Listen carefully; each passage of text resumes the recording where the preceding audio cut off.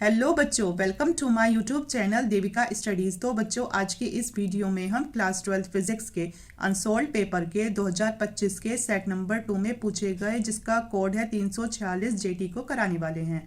तो आज ये इसका पार्ट नंबर 2 है। जिसने इसका पार्ट नंबर 1 नहीं देखा तो वो हमारे चैनल पर जाकर वीडियो को ज़रूर देखे। तो आज की इस वीडियो में हम इसका खंड व्यय कराने वाले हैं, यानी क्वेश्चन नंबर 2 आज इसका हम कंप्लीट करा देंगे। ठीक है, तो अगर आपको इसका स्क्रीनशॉट लेना है तो आप इसका स्क्रीनशॉट ले लीजिए। तो आइए अब हम अपनी वीडियो को स्टार्ट करते हैं और ये है पार्ट नंबर 2। ठीक है, खंड व्यय में 6 नंबर के क्वेश्चन पूछे जाते हैं, यानी हर एक क्वेश्चन एक एक नंबर का पूछा जाता है। तो क्वेश्चन नंबर दूसरे का क्या पूछा गया था कि दे ब्रोगली तरंगदैर्घ्य को गतिज ऊर्जा के पदों में व्यक्त कीजिए। तो ये क्वेश्चन 1 नंबर का पूछा गया था। अगर यही क्वेश्चन 3 नंबर का पूछा जाएगा तो आपको इसका फुल सॉल्यूशन सेट नंबर 1 में क्वेश्चन नंबर 9 में मिलेगा, क्योंकि यही क्वेश्चन सेट नंबर 1 में भी पूछा गया है, पर उसमें ये 3 नंबर का पूछा गया है और इस वाले सेट में ये क्वेश्चन 1 नंबर का पूछा गया है। और जब ये क्वेश्चन 1 नंबर का पूछा जाएगा तो आपको इसका सिर्फ सूत्र ही लिखना है, और इसका सूत्र होता है लैम्डा बराबर h अपॉन √2m के। क्या होता है इसका सूत्र? तो इसका सूत्र होता है लैम्डा बराबर h अपॉन √2m के। तो इसमें h होता है प्लांक नियतांक। h क्या होता है? इसमें h होता है प्लांक नियतांक, और जो k है तो वो होता है इसमें गतिज ऊर्जा। k होती है गतिज ऊर्जा। अब अगला क्वेश्चन पूछा गया था कि सिद्ध कीजिए कि अपवर्तक तल से प्रकाश किरण का पूर्ण आंतरिक परावर्तन तभी संभव है जब प्रिज्म कोण A का मान साइन इनवर्स 1/n से अधिक हो और जहां n प्रिज्म के पदार्थ का अपवर्तनांक है। और ये क्वेश्चन भी 1 नंबर का पूछा गया था। तो इसमें आपको क्या प्रूफ करना है? इसमें आपको ये प्रूफ करना है कि A का मान साइन इनवर्स 1/n से अधिक होता है, यानी A बड़ा है साइन इनवर्स 1/n से, यानी ए बड़ा है साइन इनवर्स 1/n से। तो आपको इसमें इसे ही प्रूफ करना है। तो बच्चों, इस क्वेश्चन में जो मेन रोल निभा रहा है तो वो है पूर्ण आंतरिक परावर्तन। तो बच्चों, पूर्ण आंतरिक परावर्तन क्या होता है?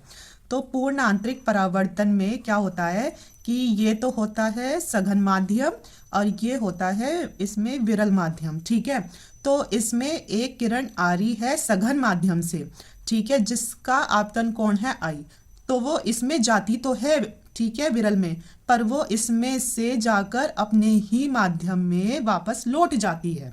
तो आपको समझ में आया? अगर नहीं आया तो एक बार और समझ लीजिए। जैसे जो ये सघन माध्यम है ये तो है आपका घर, और जो ये विरल माध्यम है ये है आपका घूमना। ठीक है, जैसे आप अपने घर यानी सघन माध्यम से थोड़ी दूर घूमने यानी विरल माध्यम में जाते तो हो, पर वापस अपने घर यानी सघन माध्यम में लौट आते हो, तो इसे ही पूर्ण आंतरिक परावर्तन कहते हैं। ठीक है, और इसमें क्या होता है? इसमें I का मान C से ज़्यादा होता है। मतलब इसमें C क्या है? तो इसमें C है क्रांतिक कोण, C है क्रांतिक कोण, और इसमें I होता है आपतन कोण। ठीक है, तो अब इस क्वेश्चन को स्टार्ट करते हैं। आपको एग्जाम में इसे उतार के नहीं आना है, ये तो सिर्फ आपको समझाने के लिए बताया गया है। तो इस क्वेश्चन में पूर्ण आंतरिक परावर्तन की घटना प्रिज्म के अंदर दिखानी है। तो इसमें आपको एग्जाम में सबसे पहले एक प्रिज्म को बनाना है। तो जैसे ये एक प्रिज्म हो गया, ठीक है, तो ये ABC हो गया, और A क्या है? A है यहाँ प्रिज्म का कोण, जिसे कह देंगे प्रिज्म कोण। ठीक है, तो अब जैसे कोई प्रकाश की किरण प्रिज्म के अंदर आ रही है, तो बच्चों ऐसे ही प्रिज्म के अंदर है सघन माध्यम और इसके बाहर है विरल माध्यम, क्योंकि इसमें किसकी घटना करानी है? इसमें करानी है पूर्ण आंतरिक परावर्तन की। तो अब जैसे कोई प्रकाश की किरण प्रिज्म के अंदर सघन माध्यम में जाती है और हमें इसमें पूर्ण आंतरिक परावर्तन कराना है, तो हम इस किरण पर क्या डालेंगे? तो हम इस पर एक अभिलंब डाल देंगे। तो जब हम इस पर लंब डाल देंगे तो ये प्रकाश की किरण इसमें सघन माध्यम में ही वापस लौट आ जाएगी। ठीक है, और फिर ये कौन सा कोण करेगी? तो ये बनाएगी आर कोण। ठीक है, तो अब आपको पता होना चाहिए कि पूर्ण आंतरिक परावर्तन की वजह से कि ये जो प्रकाश की किरण है जब ये विरल माध्यम में आएगी तो क्या होगा, आर बड़ा होगा आई से। मतलब कि जब ये प्रकाश की किरण विरल माध्यम में जाएगी तो जो ये आर कोण है ये किससे बड़ा होगा, तो ये आई कोण से बड़ा होगा। अभी बताया है आई कोण कौन सा था, ये वाला था, ठीक है। आर है यहाँ अपवर्तन कोण, आर होता है यहाँ अपवर्तन कोण, अपवर्तन कोण। अब चूंकि आपको पता है कि क्रांतिक कोण क्या होता है, क्रांतिक कोण में क्या होता है, क्रांतिक कोण में आई बराबर सी के होता है, क्रांतिक कोण में आई बराबर सी के होता है और सी ही क्या होता है, सी ही होता है क्रांतिक कोण। तो इस आई की जगह हमें सी का मान रखना है, मतलब इस आई की जगह अब हम रख देंगे सी को। तो आर बड़ा होगा किससे, सी से। अब हम दोनों ओर क्या लेंगे, तो इसमें अब हम दोनों ओर साइन से गुना करेंगे। तो आप लिखोगे दोनों ओर साइन से गुना करने पर, तो जब हम दोनों ओर साइन से गुना करेंगे तो आ जाएगा साइन आर बड़ा है साइन सी से, ठीक है। अब चूंकि एन क्या है यहाँ, अब एन क्या है यहाँ, तो एन है यहाँ प्रिज्म के पदार्थ का अपवर्तनांक। तो इसका सूत्र होता है एन बराबर 1/साइन सी के, और इधर एन तो कहीं नहीं दे रखा पर इधर साइन सी दे रखा है, तो हम साइन सी की जगह एन और एन की जगह साइन सी को रख देंगे, तो हो जाएगा साइन सी बराबर 1/n। तो होगा साइन आर बड़ा है और साइन सी हो गया 1/n, ठीक है। अब इसे साइन को भी हम इधर ले आएंगे तो ये किस में हो जाएगा, तो ये इन्वर्स में हो जाएगा, तो होगा आर बड़ा है साइन इन्वर्स 1/n के। और चूंकि ए क्या था, ए था प्रिज्म कोण, और ये आर भी क्या है, आर भी यहाँ प्रिज्म कोण ही है। तो आर बराबर ए के है, तो ए बड़ा हो गया साइन इन्वर्स 1/n के, ठीक है। हमें इसमें इसे ही प्रूफ करना था। तो ये 1 नंबर का क्वेश्चन था और ये इतना हार्ड नहीं है। इसमें आपको इतना पता है कि इसमें आपको इसे प्रूफ करना है। तो आप इसको कैसे करोगे, आप पहले इसमें ये चित्र कर दोगे, फिर क्योंकि ये जो प्रकाश की किरण है ये इधर भी जाएगी ज़रूर, तो फिर हम दिखा देंगे कि आर बड़ा है आई से। अब चूंकि क्रांतिक कोण का मान होता है आई बराबर होता है सी के, तो इस आई की जगह सी को रख देंगे, ठीक है। अब हम दोनों ओर साइन से गुना कर देंगे, तो ये हो जाएगा साइन आर बड़ा है साइन सी से। अब चूंकि साइन सी हमें पता है कि एन बराबर होता है 1/साइन सी के, तो जो साइन सी है उसकी जगह 1/n को यहाँ रख देंगे। अब क्योंकि हमें ये लाना है साइन इन्वर्स में, तो हम इसके साइन को जब इधर ले आएंगे तो वो खुद इन्वर्स में आ जाएगा। अब हमें प्रूफ तो ए को ही करना था, तो हमें पता है जो आर है ये भी प्रिज्म कोण है और ए भी प्रिज्म कोण ही है, तो इसीलिए आर बराबर ए है। और जब आर बराबर ए के होगा तो आर की जगह ए को रख दो, तो ये हमारा हो जाएगा प्रूव्ड, ठीक है बच्चों। अब अगला क्वेश्चन पूछा गया था कि समान लंबाई के तांबे के 2 तारों के व्यासों का अनुपात 2:1 है, तो इनके प्रतिरोधों की तुलना कीजिए। तो ये क्वेश्चन भी 1 नंबर का था। तो इसमें आपको दे रखा था D1 और D2, मतलब कितना 2:1, ये क्या है, तो ये दे रखा है आपको व्यास, ठीक है। तो अब आप इसमें सबसे पहला काम करना कि इन्हें त्रिज्या में चेंज करना है। तो आपको पता है त्रिज्या व्यास की आधी होती है, तो R1 बराबर हो जाएगा D1/2 के, और इधर R2 बराबर D2/2 के कर देंगे। तो R1 कितना होगा, D1 है 2 और बटे में 2, R2 कितना होगा, D2 है 1 और बटे में 2, इससे ये कैंसिल हो गया। तो R1 का मान आ गया है 1 और जबकि R2 का मान है 1/2। अब आपको इसमें पूछा क्या है, आपसे पूछा गया है कि इसमें प्रतिरोधों की तुलना कीजिए। तो आपसे पूछा गया है इसमें R1 और R2 का रेशो क्या है। तो आपको इसमें सूत्र लगाना है तार के प्रतिरोध का। किसका, आपको इसमें तार के प्रतिरोध का सूत्र लगाना है, जो कि होता है R बराबर ρL/A। क्या होता है तार के प्रतिरोध का सूत्र, तो ये होता है R बराबर ρL/A के, ठीक है। तो इसमें आपको लेकिन सिर्फ R नहीं चाहिए, R1 और R2 के पदों में चाहिए। तो इसमें जो रो और एल है ये तो बिल्कुल कांस्टेंट रहेंगे, मतलब इनके साथ कोई भी छेड़खानी नहीं होगी।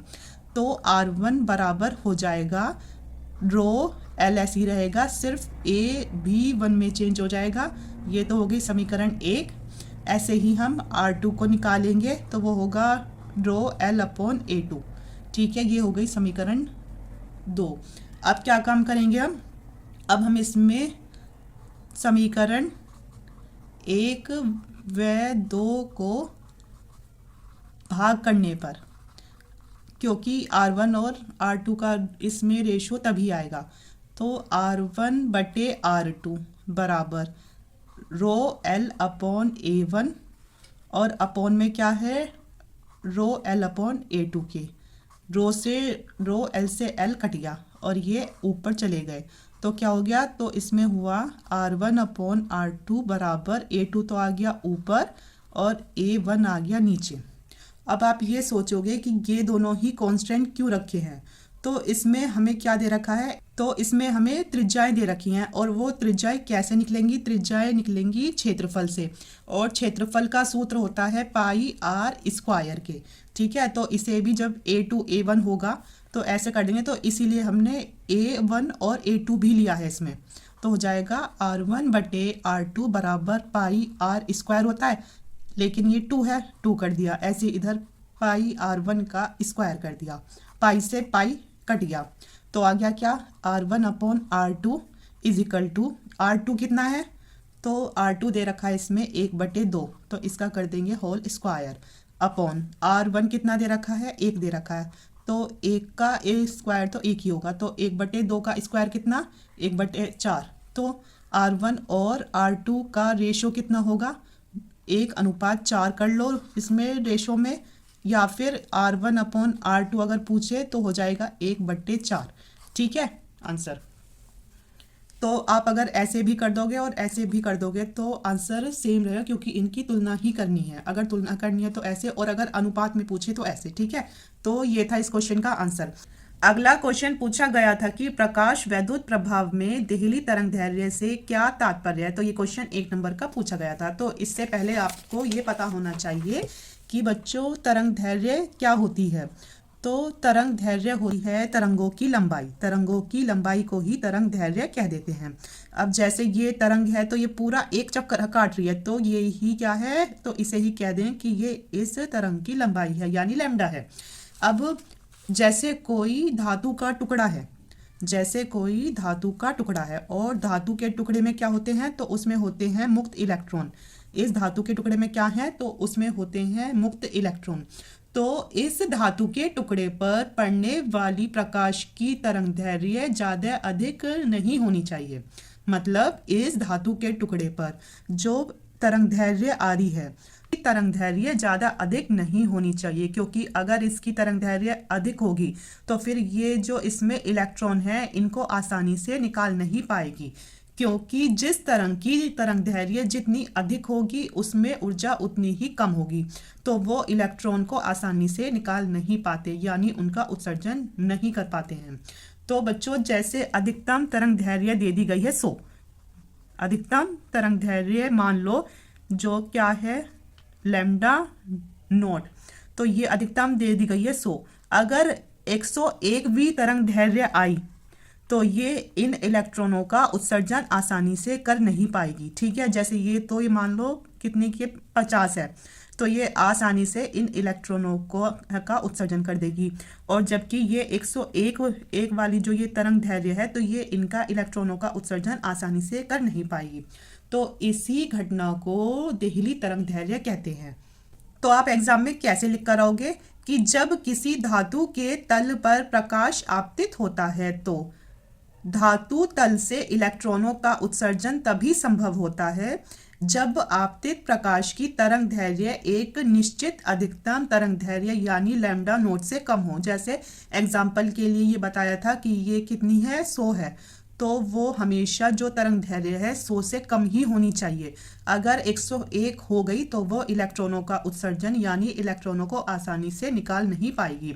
तो इस अधिकतम तरंगदैर्घ्य जो ये लैम्डा नॉट है तो इसे ही देहली तरंगदैर्घ्य कहते हैं।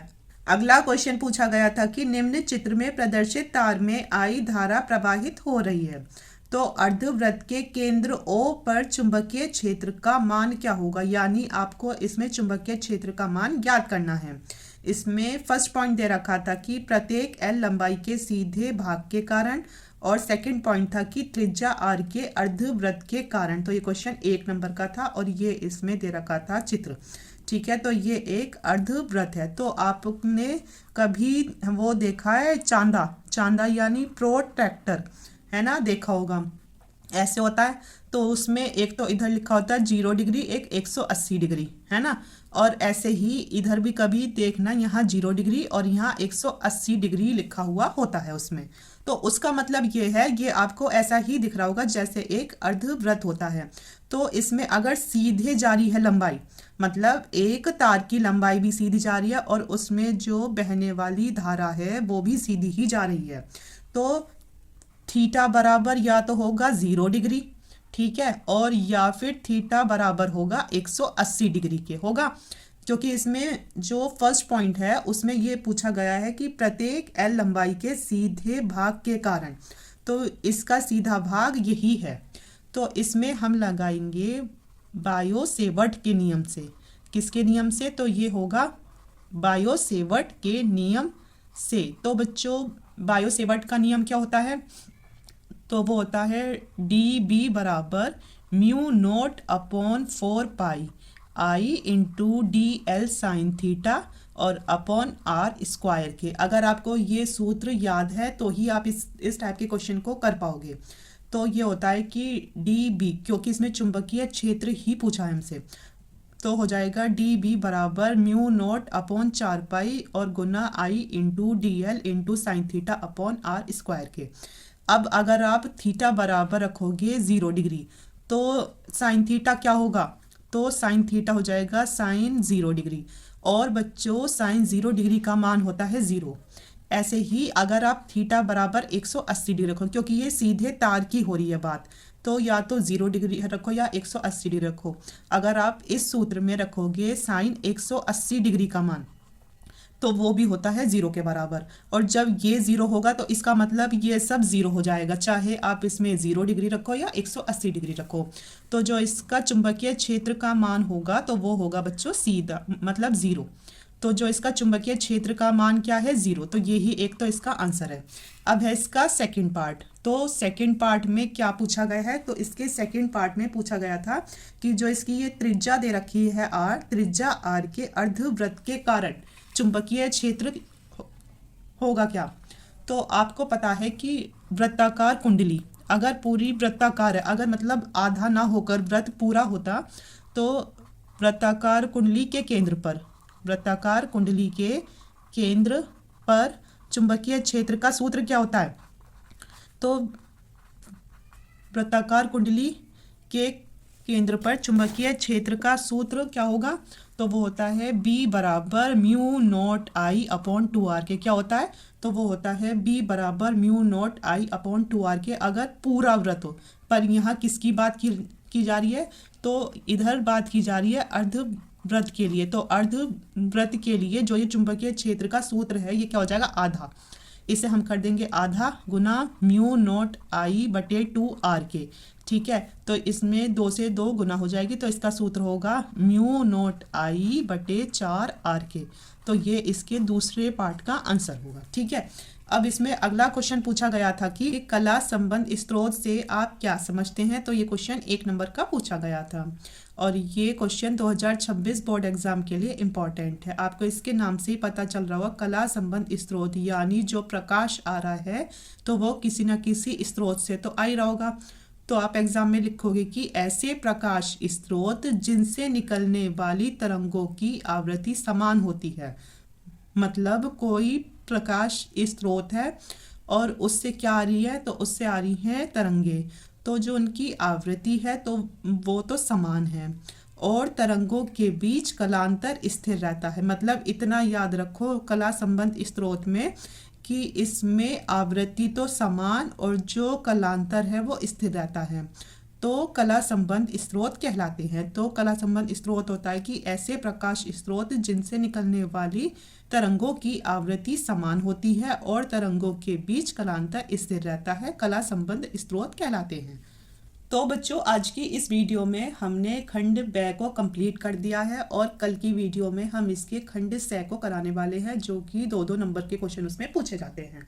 तो अगर आपको वीडियो पसंद आई हो तो प्लीज़ चैनल को सब्सक्राइब करना और वीडियो को अपने दोस्तों के साथ ज़्यादा से ज़्यादा शेयर करना और हमारे चैनल को सब्सक्राइब करना और वीडियो को लाइक और कमेंट ज़रूर करना। Thank you.